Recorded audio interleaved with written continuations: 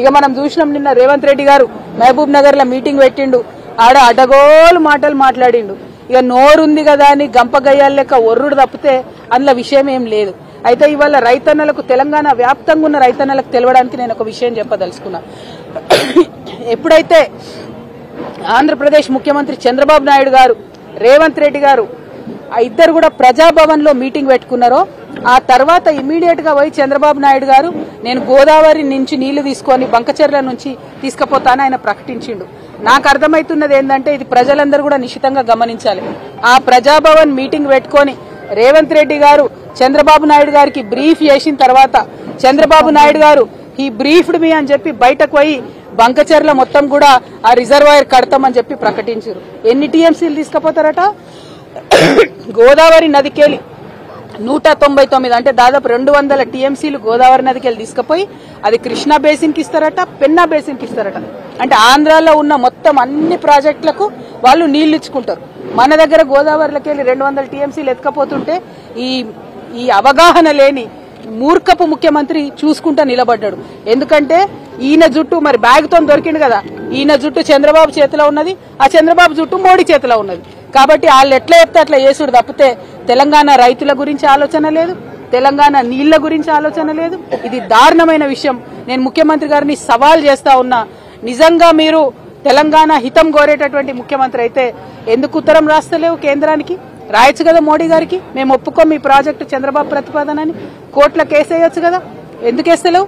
కేసీఆర్ గారు ఆనాడు రాయలసీమ ప్రాజెక్టు కడితే స్వయంగా తనే పోయి ప్రధానమంత్రికి కంప్లైంట్ చేసిండ్రు, ఉత్తరం రాసిండ్రు, గ్రీన్ ట్రిబ్యునల్ కేసు వేసిండ్రు, స్టే తీసుకొని వచ్చిండ్రు. ఎస్ఎల్బీసీ రైట్ కెనాల్ విస్తరణ చేస్తే ఆనాడు కూడా ఉత్తరం రాసిరు, దాన్ని వ్యతిరేకించారు. నాగార్జున సాగర్ రైట్ కెనాల్ విస్తరణ చేపడితే ఆనాడు కూడా దాన్ని వ్యతిరేకించారు, ఉత్తరం రాసిరు. పోతిరెడ్డిపాడు హెడ్ రెగ్యులేటర్ విస్తరణ చేపడితే ఆనాడు కూడా దాన్ని వ్యతిరేకించారు, ఉత్తరం రాసిరు, ప్రధానమంత్రి దగ్గర పోయిండ్రు. మరి నువ్వెందుకు పోతలేవు చంద్రబాబు నాయుడుకు వ్యతిరేకంగా? నీకు తెలంగాణ రైతుల కంటే ఎక్కువ ప్రేమ చంద్రబాబు నాయుడు మీద ఉన్నదా? గురుదక్షిణ చెల్లించుకుంటున్నారా? మా తెలంగాణ రైతుల ఉసురు తీసి మా కృష్ణా గోదావరి జలాల్లో వాటాను తీసి చంద్రబాబు నాయుడుకు మీరు గురుదక్షిణ చెల్లించుకుంటున్నారా అని ఇవాళ రేవంత్ రెడ్డి గారిని నేను ప్రశ్నిస్తా ఉన్నాను. మీరు గనక చిత్తశుద్ధి ఉంటే, తెలంగాణ ముఖ్యమంత్రి మీరు నిజంగా ఈ రైతుల మంచిని కోరుకుంటే ఇమీడియట్ గా కేంద్ర ప్రభుత్వానికి లెటర్ రాయాలి. ఆ 200 టీఎంసీల నీళ్లు తీసుకుపోవడానికి ఒప్పుకోము. ఎట్ ఎనీ కాస్ట్ తెలంగాణ రైతాంగం అంతా కూడా మీ మీద ఉద్యమం చేస్తుంది.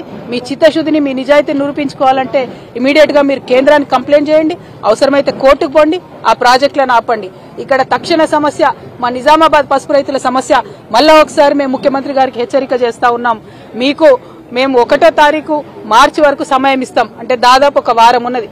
అంత లోపల మీరు చెప్పినట్టే మేమేం కొత్తగా అడుగుతలేం, మీరే చెప్పినారు ఎంతకన్నా అమ్ముడు అని పసుపు 12,000 నింపుతాం రైతులకు అన్నారు.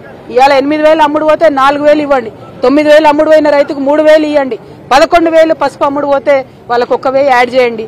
ఏం చేస్తారో చేయండి, కానీ 12,000 మనకు రైతులకు వర్కౌట్ అయ్యేటట్టుగా బోనస్ ప్రకటించాలని డిమాండ్ చేస్తున్నాం.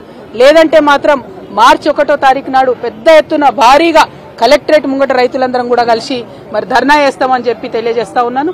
రైతులను ఆదుకోవాలని కూడా ప్రభుత్వాన్ని డిమాండ్ చేస్తున్నాను.